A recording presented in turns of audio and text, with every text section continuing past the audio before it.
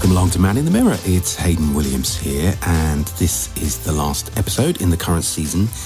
And Man in the Mirror is a podcast where each week I talk to a male guest about their life and their work. We talk self-care, self-image, and what the guest really thinks about the man that looks back at him in the mirror.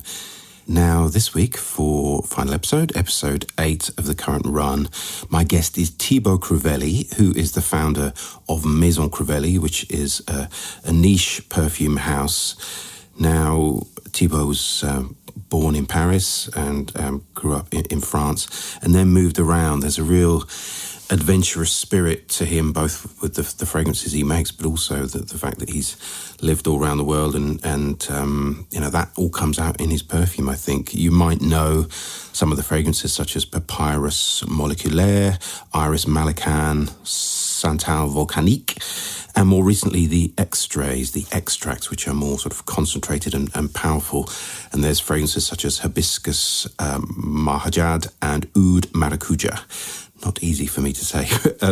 Really incredible fragrances. Maison Crivelli, I think, a very, very contemporary fragrance house. And what do I mean by that? I suppose, it's all about the ingredients. It's quite a pared back aesthetic, but a real focus on high quality raw materials and ingredients, and a real element of surprise and adventure. So you'll hear much more about that from Thibaud in our conversation. So here we go. It's the final episode of the current season. It's Thibaud Crivelli, who is the founder of Maison Crivelli, with me, Hayden Williams, on Man in the Mirror. Let's go. Welcome along to Man in the Mirror. It's Hayden Williams here, and my guest today on the final show of the current season is Thibaud Crivelli, who is the founder of Maison Crivelli, and he joins me. Are you in Paris today, Thibaud? Where are you? It's a very good question because I travel a lot, and I'm actually in Paris at the office, which is not happening that much lately. Oh, really? Do you do some of your work from a different location or home, or how does it work in terms of your... Yes, it can happen with a few perfumers who are based outside of Paris. Right now, we're working with a few perfumers based in Dubai. But I also spend a lot of time overseas to visit stores, meet the teams, attend some events, which is lovely. I mean, I spend a lot of time doing it, and I love it. It also gives me the opportunity to get some direct feedback on our perfumes and meet people and share about the brand, about my journey, about my experiences. Well, that's where we met. Actually, I think probably the first time, maybe 2 years, 18 months ago. It was almost like a sort of one-on-one introduction to the brand, which was fascinating. And then more recently at a kind of a lunch event for Oud Maracujá, I think. Yes, so yeah, it was always great to see you. But I think maybe for people, for listeners who might not be as familiar with Maison Crivelli, it would be brilliant to understand, first of all, I suppose, what the sort of ethos of the Maison is, how you see it, and where it stands sort of differently to other brands in the market. So I launched the brand about 5 years ago at the end of 2018. Actually, a fact that most people don't know is that it's a project that came to my mind such a long time ago. I was a teenager when I decided that one day I might or would create a perfume brand. Oh, really? And so it's true that for other brands, the founders had a journey, and suddenly they decided to create a brand. But as far as I'm concerned, it's been an ongoing journey, like in a process of getting experience and also understanding more about the market before I would create my own perfume house. And so when I launched it, so I will tell you, of course, about the journey and why I had this idea at such a young age. When I created the brand, actually, I realized that our lives are full of surprises. Our lives are adventures, full of surprises, full of sensory elements. And this change is very interesting because if you welcome it with a positive mindset, it can really become a fertile ground for inspiration. Yeah. So I think what makes the brand really special today is that vision. Also the fact that perfume is not just about a scent, it's a combination of sensory elements. Of course, yeah. I really believe in the power of synesthesia. This is also something which is part of my family heritage, so we'll speak about it. A perfume for me combines, of course, the sense of smell, but it's also influenced by the other senses. It's influenced by colors. It's influenced by the music you're hearing, by the colors you're looking at, by the textures you're touching, by the people you're meeting. And this is why perfume is very rich. It's also very personal, because when we experience a new perfume or a new perfume ingredient alone, that moment is unique and will never repeat itself the same way again.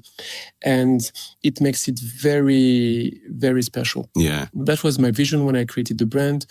Our Lives of Adventures. Perfume is more than a scent. It's really a living adventure. Perfume is influenced by all the other senses.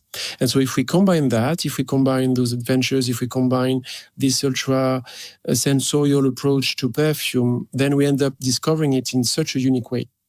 And from that, we can create. So this is exactly how the brand was born. I love that idea of perfume being about adventure. I totally concur with that. I think it's really interesting, and perfume and our sense of smell, it can't operate in isolation, can it? It always must be part of everything else we're experiencing, with the place where we are, what we're seeing and touching and eating and everything. So that's absolutely right. And this is why actually some people also give me this feedback when you can smell the same perfume, but in such different locations, with a different ambience, different people, different weather, different humidity. And that perception of the perfume will never be exactly the same. And it also applies to the perfume you will wear daily. Yeah. Just because your mindset and your approach to it will be different every single time. Yeah. This way it makes it so unique. And it also explains why people have also a different perception of the same perfume, just because our lives and our experiences and our memories and also I think it's even physical, our perception of it is just different. Yeah, no, I agree. And you mentioned your background and your family there earlier on. I mean, I wonder, was fragrance something that was around in your home from an early age? Was it something that you picked up from your family, or did it come from elsewhere? I think it's more than perfume. The whole brand actually is the result of my family heritage. I mean, obviously, I have a personal touch to it. Yeah.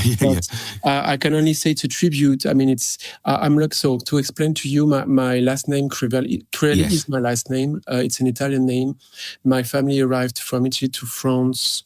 It was not even Italy back then, because they lived in Lombardia, and they moved to France in the Middle Age. And after the French Revolution, on my dad's side, most people became doctors or scientists. Really? And so we have an attachment to science in the family. And on my mother's side, most people were landowners, or they were artists as well, but also scientists.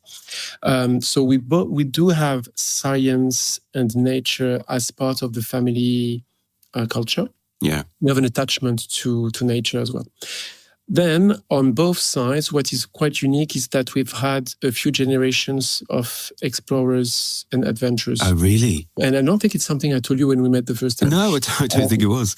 It's not simple, but let's say my mother was raised in Morocco from parents who had been raised in Vietnam and Lebanon.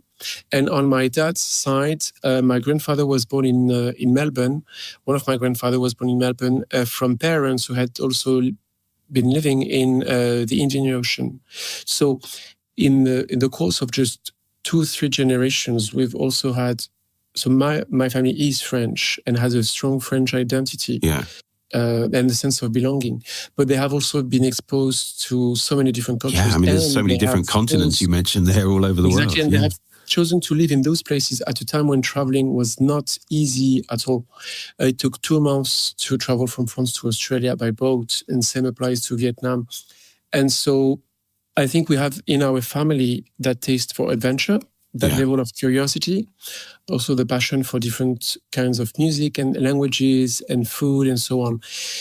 And add a last factor, which is that my dad was a pharmacist. He moved to La Roche, Posay, which is the cosmetic city where the water is extracted and they use in the cosmetic products. And he had created his own cosmetic brand, only sold in his pharmacy. So basically, I grew up in that very small city, surrounded by nature, discussing with my parents and my grandparents about their lives in all those very exotic countries. Yeah. being exposed to Asian art, Asian food, also some influences from Morocco and the Silk Road. And at the same time, my dad was building his own brand. And it started with a very small, it's a very small pharmacy, but they were creating creams for people traveling to La Roche-Posay to do like thermal, I don't know how to say it clearly in English, but... thermal spa kind of thing. Thermal spas and so on, but also the dermatologists would prescribe some... Okay. So they had that expertise of creating the cream itself. And so one by one, he created the first product and then the second one until he had a brand of about 40 products. And everything was very manual and then became semi-automatic. And so I basically even helped him sometimes in the summertime to kind of work on production and stick the labels and so on. So I've had also this personal connection with entrepreneurship and cosmetics. And was his brand, Thibaud, is it the La Roche-Posay brand? No, not at all. It's a very small brand, which he developed really well, but it was only sold in his pharmacy. I see. But, so if we mix all of that, we have a mindset, we have entrepreneurship, we have science, we have art, nature.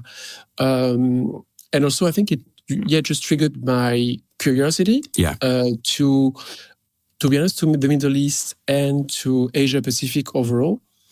And it also triggered my curiosity to work in the sector. So you grew up in central France and Provence and then went to Asia a bit later, did you, in your 20s? Yes, exactly. Yeah. So I think for me, the curiosity towards Asia, of course, has come at a very young age. Yeah. Because I was speaking about it with my grandmother. And did you go traveling or did you sort of go to work in China or places like that? My first so I remember that exact day. I was maybe 12 years old. I was in Paris with my mom and we were next to Sorbonne. And I remember seeing an exhibition about Chinese calligraphy. Mm. I managed to convince her to visit that exhibition. And I was quite young at 12 years old, but I had this fascination for Chinese characters because also at home I was lucky we had some Asian antiques and I learned to play mahjong, which is an Asian game when I was like 9 years old. And is that like a chess game? No? Well, yes, like blocks which you combine with wings and flowers and numbers and bamboos and so on. So I know how to play the game. And it has Chinese characters onto some of them. So I think it just kind of, triggered my imagination. And when I saw that exhibition, I told her one day I will learn Chinese or Japanese, but I chose Chinese. So I started learning the language a bit later when I entered my business school. Right. And then I moved to Beijing. And actually the first time I visited Asia was to move there 6 months. Wow. So it was quite a bet, but I was very happy to do it. It was in 2008, before the Olympic Games. And then I took the Trans-Siberian train back to France for about 2 months, stopping in Mongolia and then in Russia, in all those different cities. And then I finished with the Baltic and Scandic countries. And Scandinavian countries, yeah. And so that was my first experience to Asia, but I absolutely loved it. And then I decided to move back there. And I did so working for perfume brands. Oh, okay, right. Because I already had in mind to start working in the industry. I ended up staying 10 years in Asia, which was an amazing experience because I learned a lot and I got to experience so many different cultures. But I also traveled very extensively for work, but also for leisure. I also learned additional languages. I learned a bit of Indonesian. Of course, I pursued the learning of Chinese, and I was speaking it quite fluently actually when I left Asia. That's amazing. But also when it comes to perfume, I had the opportunity to spend so much time in forests, in fields, in like places where the ingredients are either cultivated or sold. It could be spices, could be vetiver, patchouli, obviously vanilla, cinnamon, clove, and so on. And so when I came back from Asia to France to start working on the project, I asked myself a few key questions, because it was in January 2017. I left the brands I was working for and from which I learned so much in terms of knowledge of the business and how to make the project happen. And were you on the kind of sales side or sort of marketing? Sales and marketing, Yeah. but always with this end objective to create my own project. Right. But you can't do it in a fortnight without any knowledge and any also a network of people to work with. Yeah. Need factories, packaging. Manufacturers and so on. So I asked myself a few questions, which are, and I think now we can go back to also why I created the brand and how is it today. But my first question was, how can we ensure that the fragrances that we're going to create bring something new and surprising to the market? How can we ensure that it will resonate to people, and also that it will not be a marketing concept, but it will really start from real experiences, like real moments? Because I worked for big brands, and those big brands have very clear marketing concepts. And I really wanted Maison Crivelli on the other side to be rooted into something grounded, authentic. I wanted the inspirations to be real moments. And so this is the time when I started to meet perfumers. Also, I met an agency which helped me on the branding, because I needed to work with professionals to work on, packaging design design and so on. But it was that notion of authenticity for me was very, very important. And actually, when I described my life to the perfumers, when I described my mindset, they all told me, like the perfumers told me, Thibaud, it's quite incredible that you've managed to discover perfume this way, with that adventurous and curious mindset, with that synesthetic approach. This is something we can't do easily on our side, because we have a technical knowledge of perfume, we study chemistry. Obviously, we also sometimes visit fields, and we go, on the spot, like where they travel to visit the plantations and so on. But discussing with them, I realized that actually I do have a certain and very specific knowledge of perfume, which is very complementary to their knowledge. Mm. And my life, I realized later, speaking with people, actually, I realized my life had been full of adventures. And it sounds like it. It's true that I think I take risks more than most people. But I also really try to live on a daily basis by being I'm like a sponge. I'm really trying to absorb and cherish as well what is around me in terms of colors, in terms of sounds, meetings with people, and so on. And this is a learning you can only develop over time. But if you have that mindset, and it's like switch on and off. I think maybe my way to live life is always this way, and it's switch on. And you're always on. This is also how I discovered perfume. Yeah, that's why today for me the brand is about adventure. It's about surprises. It's about real moments. There's authenticity, because it's also the way I've lived all the time, the way I was educated, the way I was influenced by my family. But it's also what I want the brand to be, because it makes sense. It's a whole journey. I'm always interested in that moment, when you've got a brand in Maison Crivelli that has your name on it, and you decided to launch your own brand. But it sounds from the way you describe it, Thibaud, that it was something that you've been preparing for such a long time, and all these different experiences were helping getting you ready. Yeah. Yes, exactly. And I didn't want any ego in the brand. And putting also my name onto the brand name, it was not an easy decision. It was a no-brainer for most people, because when you hear about the creative aspect and the fact that each perfume is inspired by moments I did live, it makes sense. But, there's a lot of ego in the beauty world, and I did not want any ego when it comes to Maison Crivelli. I wanted more to share. For me, what was more important is to surprise people with perfumes they've never smelled before. And I did want a creative approach through which, we do take inspiration from authentic stories. So, it's legitimate and it makes sense to name the brand by my name. But it was not an obvious decision for me to take, honestly. I remember when, I think our first meeting, I was very struck by what you said. The fragrances are obviously based on your adventures and your experiences, but you didn't want to make them too specific about a certain location or be too granular about it, because you wanted the wearer to form their own opinions and have their own experiences, and for them to belong to the wearer, not not you in a way. Yes, exactly. I think perfume is always very personal. And for me, what was more important is to give people the possibility to connect with their perfume. So I start from a moment I have lived. I share it with you through a perfume, but then you will encapsulate it. You will make it your own, and you will connect with it for personal reasons. So our perfumes are not inspired by traveling. It's actually a point I always correct, because people spontaneously associate perfume with traveling.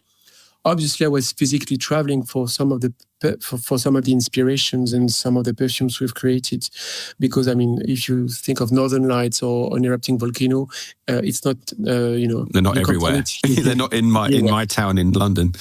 But what matters more to me is how we live the moment and how we can really appreciate the beauty of things around us.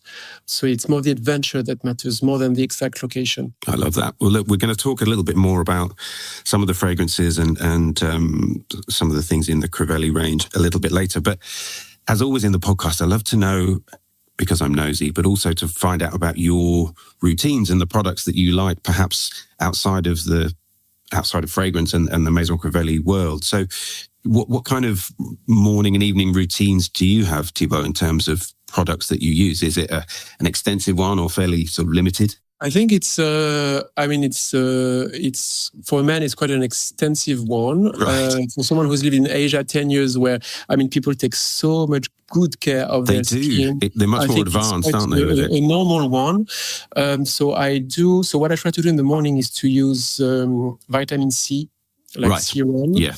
And then I will use a cream on top. So I clean my skin every morning, basically, first. Are you loyal to certain brands, or do you, in terms of that space, or do you just try different things? Yes, actually, I'm using a few brands right now. I don't know if I can name them or not, but so I'm using a soft cleanser, and then I use a vitamin C serum and a cream, and then I will finish with SPF. Right. Great. This is very Asian, but I think it's always good to protect your skin from... Totally. And by the way, for people who don't know me, I'm like totally white. I'm like French. I don't have any Asian origin, but in Asia, actually, people take so much good care of their to protect your skin. It's such a good thing.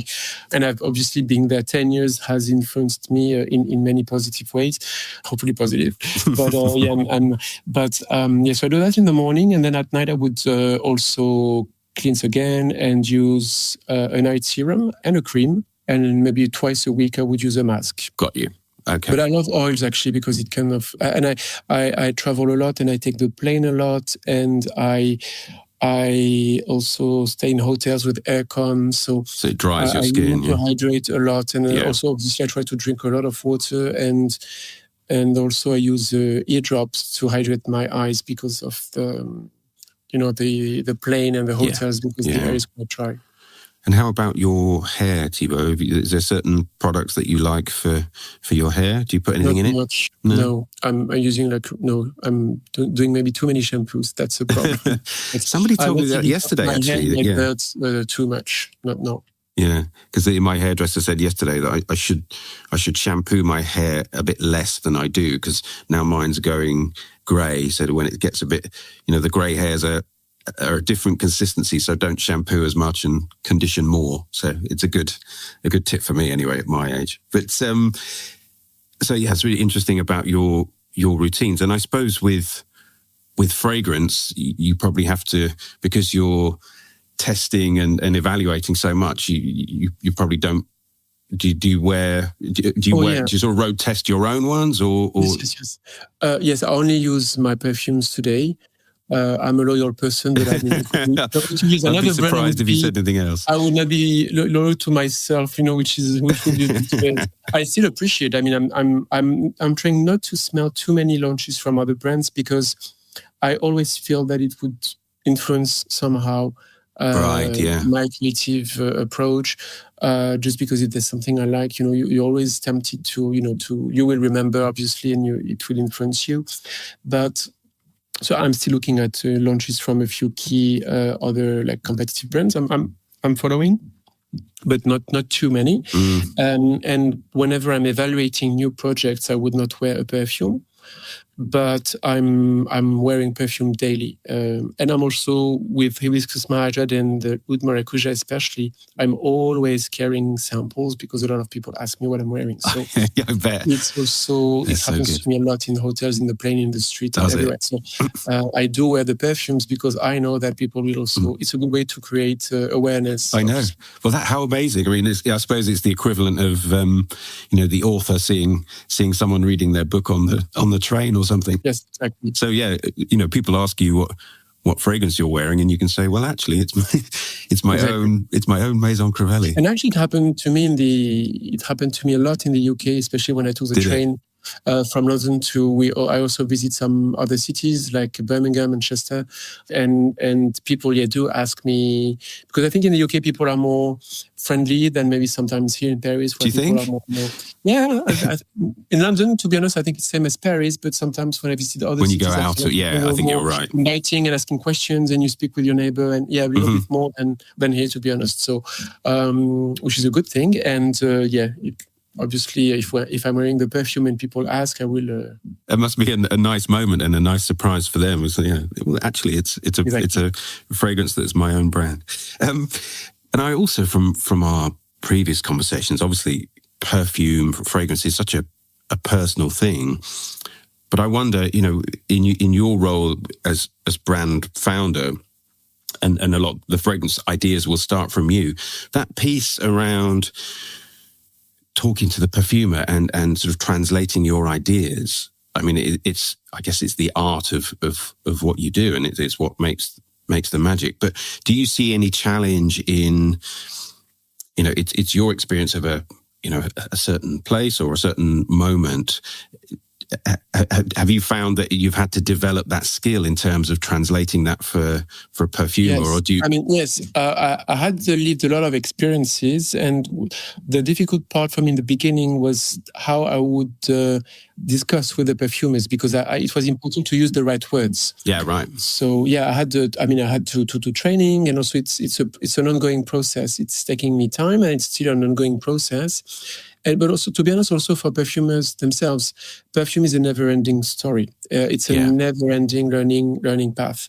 So I would say maybe that was not the biggest challenge. The biggest challenge for me was to find the right perfumer for the right perfume, because I had something in mind, and I needed to meet perfumers who would really take the time to understand my vision, who would also have the technical approach, and because each perfumers have their own writings, it's like their style, But also we needed to have it was very important that we would have a very spontaneous approach, and that communication would be very, very easy. So I think for me that was maybe the biggest challenge, and I'm really happy, obviously, of all the perfumers I'm working with, because with each single one of them there's such a personal connection. And I suppose it's so interesting, that thing of selecting who might be good to work on certain fragrances, because on the one hand I'm sure you can think of perfumers who have a style and they work for certain sorts of fragrances, but at the same time you don't want them to almost repeat things that they've done before and is almost do their kind of signature style. You want to bring something unexpected and new and fresh, right? Yeah, exactly. But at the same time, the unexpected is kind of a thread in the project, because my inspiration was surprising. When I brief the perfumers, I will share with them a mood board composed of photographs, videos, sounds, descriptions, and so if they, I wouldn't say respect, it's not the right word, but I mean, if they really to respond to that, that brief and take it into account, obviously that touch of surprise will also be reflected in the perfume formula itself. Yeah. And also when I evaluate the first, because they would work on a few formulas and evaluate internally and then share them with me. But when I evaluate the perfume, I have to be surprised myself. Obviously, I should feel that the perfume reflects the moment I lived. Yeah, and they've answered the brief. I really want to be surprised as well, in the sense that the perfume should leave an instant mark, and obviously we should have that surprising contrast. So, and obviously when I evaluate the perfume and I give them some feedback, I will also take into account, so that perception I have. So it's an ongoing process, but surprise is really at the heart of the whole creative approach. So in the end, obviously, it should also be felt by the people who discover the final perfume. And you talk a lot, and I love this idea of, contrast and surprise. And I guess it's shown in no better way than the extrait range that you have with Hibiscus Mahajad and Oud Maracujá. And I think it's for listeners who might not be familiar with those fragrances, there is a surprise element, and the way that some of the ingredients contrast with each other. Is that something that you're very keen to show with Maison Crivelli, like, putting a passion fruit with an oud or, something like that? It's kind of, it is that element of surprise, and it's not something that you'll get in many brands. So actually, it took me time to finalize the first oud-based perfume in the collection, and I think it's quite unprecedented to see someone launching a perfume brand without any oud perfume in 5 years. I know, yeah. There's a lot now. From a commercial point of view, it doesn't even make sense, to be honest. Yeah. But it was very important for me that, so whenever I create a new perfume, my objective is that the people who discover it would tell me, oh, I've never smelled an oud or like a perfume like this before, be it oud, be it rose, be it sandalwood. So people should feel the perfume this way and tell us that feedback instantly. So, oud is one of the most beloved perfume ingredients in the world. Obviously, it's very popular in the Middle East, but it's also gaining a lot of awareness in Western countries.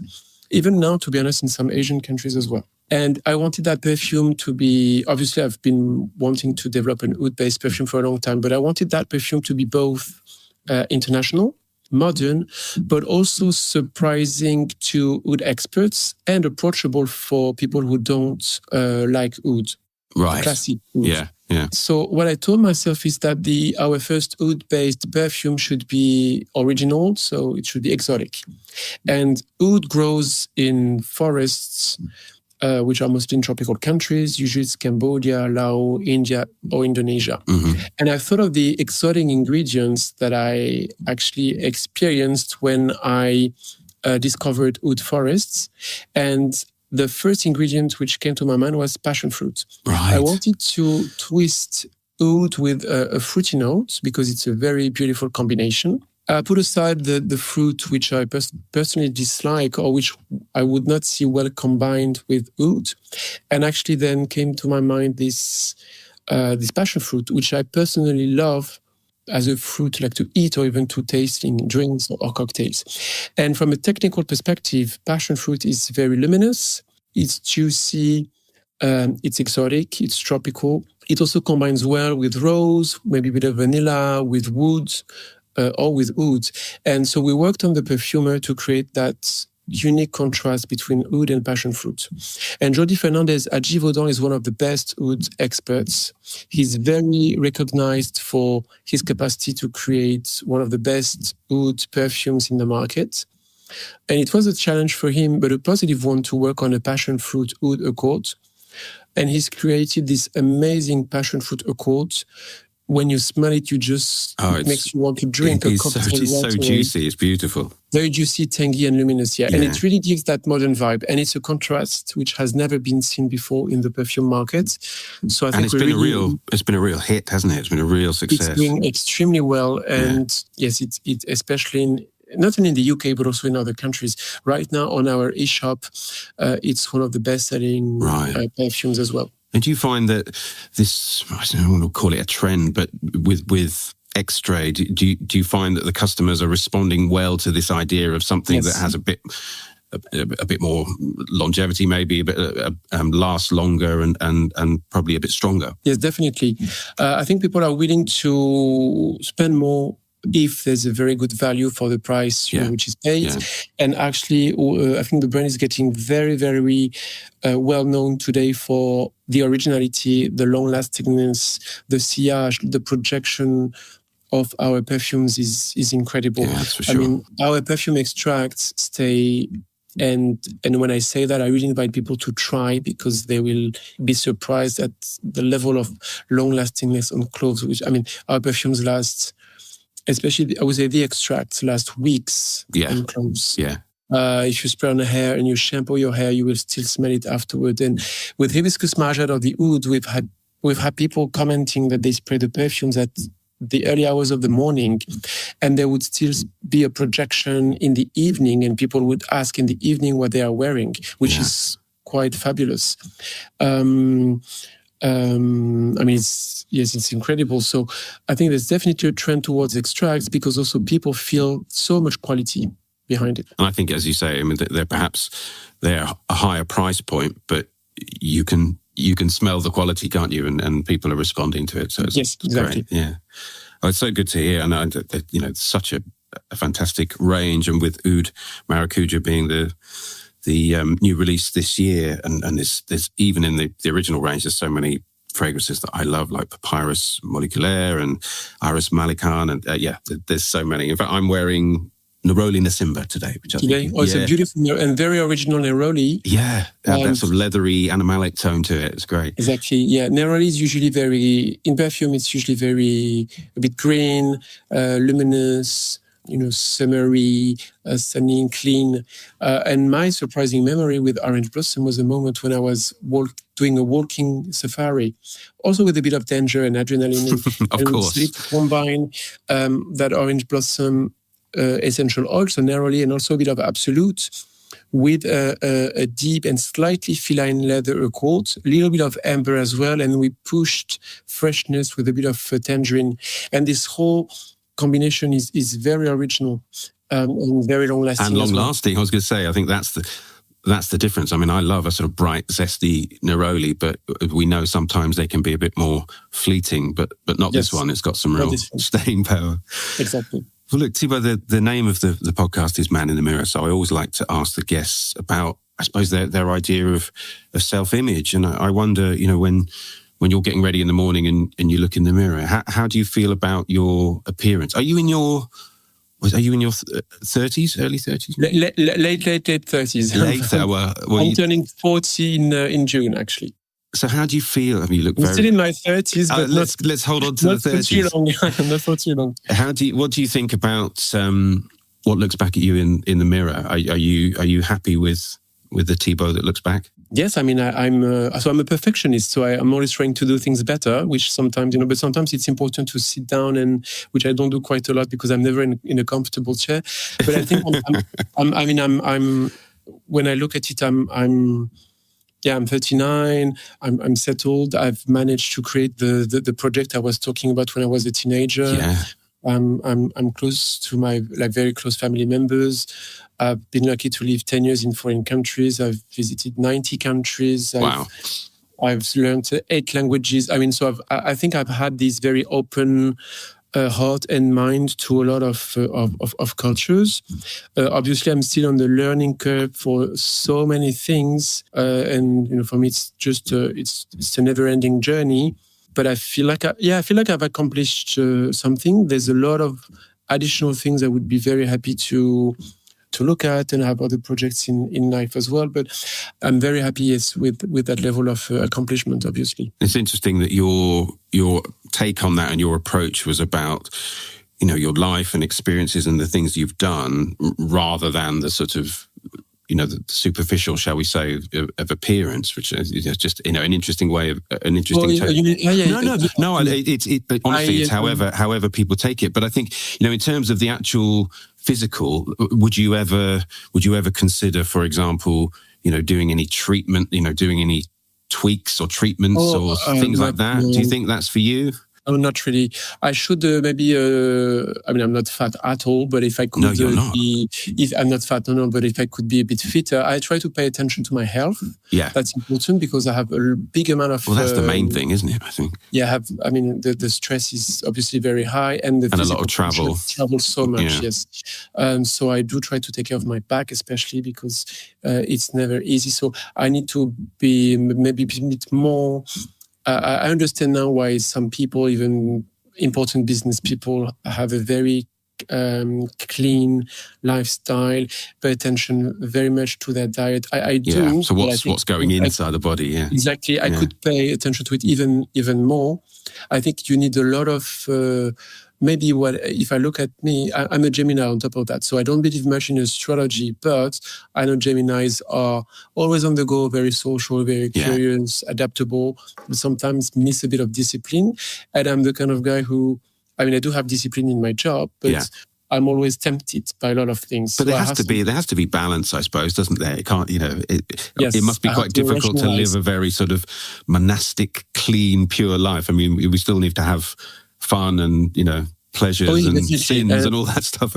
For me, it's more maybe to put a bit more order sometimes and to have maybe clearer personal goals and stick to the routine, which to be honest, I have trouble doing because maybe I'm more on the creative side and adaptable and curious and I'm always on the go. And I mean, it's me, but maybe if I were to, for the next 10 years, maybe I would have to find a way to rebalance a bit and find a rhythm, which is, it must be difficult though in the job that you have, Thibaud, because there's so many different pulls on your time and so many different inputs.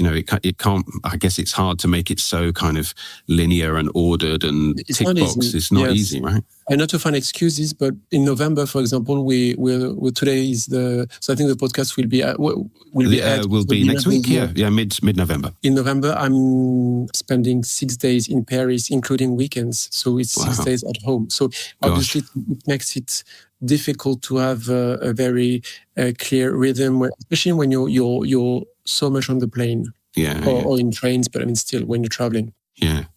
And finally, Thibaud, what are the things that make you happy and bring you joy, sort of outside of work, I suppose? Definitely people close to me. Yeah. I need smile, I need positive energy from other people. And I think as I grow older, I know very quickly if there's a connection with people or not. So I'm not also losing time. I mean, I'm meeting so many amazing people right now, which is also another source of happiness because I'm traveling so much, speaking with people and sharing. And people also open up a lot about themselves, which is very enriching for me. Do you mind me asking, do you have a partner? Do you have someone that's... Yes. Yeah, you do, yeah. Yeah, but we're not traveling together. Right. So that's also adds a bit of, it's also a sacrifice I'm doing, but also I'm learning a lot and I do it for the beauty and the sake of the project, which is important. But it's a lot of time away from home and partner and all those things. Exactly. Yeah. And I would say what makes me happy is being surrounded by people who are happy, learning, because I love learning. I love traveling. Yeah. What makes me happy? Good food makes me... I'm not a good cook, but I'm good at appreciating... Can you still find the joy in travel? Obviously, the way you describe your work schedule and the different places you have to go. I guess a lot of it's, there'll be appointments and dinners and events and sales meetings, all those kind of things. Can you still find the pleasure in being in different countries, even though there's a kind of an agenda to it? I always try to... So whenever I have, for example, a visit or I have an event and I'm speaking with people and I'm explaining also my background and my history and the brand and so on, obviously there are some elements which I repeat because, it's important people understand it. But I always try to make sure that specific evening will be unique also for myself and I will take pleasure in doing I love that, yeah. If I start attending all those events, which I'm very happy to go to, by the way, but if I do it with a routine and a protocol and if and I a do script it almost, Yes, it would be so... Yeah, it'd be boring for you and so boring for me. And I like to keep things very... I'm not sure casual would be the right word because... Obviously, I also do it in a professional way, but I'll try to do it in a very sincere, spontaneous way. Yeah, so it's... Yeah. I think, I'm lucky enough to go to some of these events too, and I think I love the connection, and I suppose that this, as you were talking about unique opportunities and events in your life, each time you go to a different city or a different event, I suppose it's another opportunity to forge connections and get to talk about your brand and the adventures and sort of convert new people, I suppose. Yeah, no, for example, I went this year, I'm going in 2 days to the Middle East. I'm going to Bahrain, Qatar, Saudi Arabia, Dubai and Abu Dhabi, which in 2 weeks is quite a lot. That's quite a schedule. But this is my 4th time in the region this year. So actually I will have spent a month in Dubai in 2023. And is the brand doing very well there? It's doing super well. And I'm also... I'm not based there, but it starts to feel a bit like home because I stay at my cousin's house. I meet people who are becoming friends, more and more, including local people. Yeah. We speak about a lot of topics. And also I'm learning a lot. And they're also learning from myself. So it's kind of a mutual thing. And it's so enriching. And I think that's the beauty of what I'm doing now, is that I'm getting to speak to so many different people and also visit so many different countries.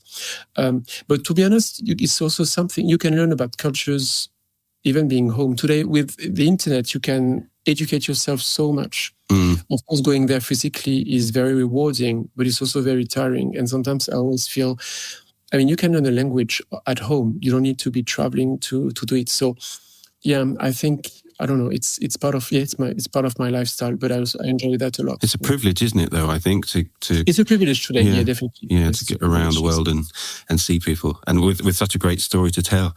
Well, Thibaud, thank you so much for your time and for spending some time with me this morning.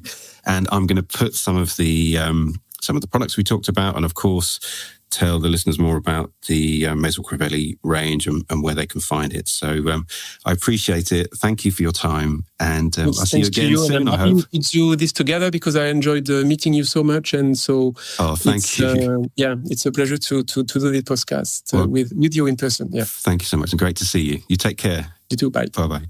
My thanks to Thibaud. It was such an interesting conversation, and I think Maison Crivelli are really at the forefront of so much that's sort of exciting and interesting about fragrance and perfumery at the moment. A real focus on the raw materials, providing something a bit different.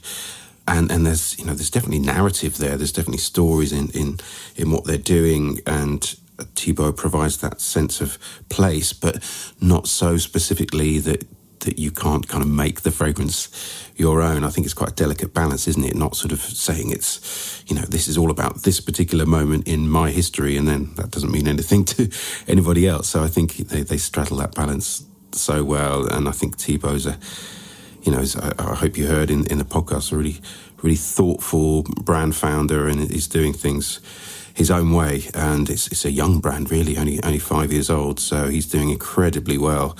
And I'm so thrilled to see how well it's going for Maison Crivelli. If you want to find out more about them, you can find them on Instagram at Maison Crivelli, which is MaisonCrivelli. That's at Maison Crivelli.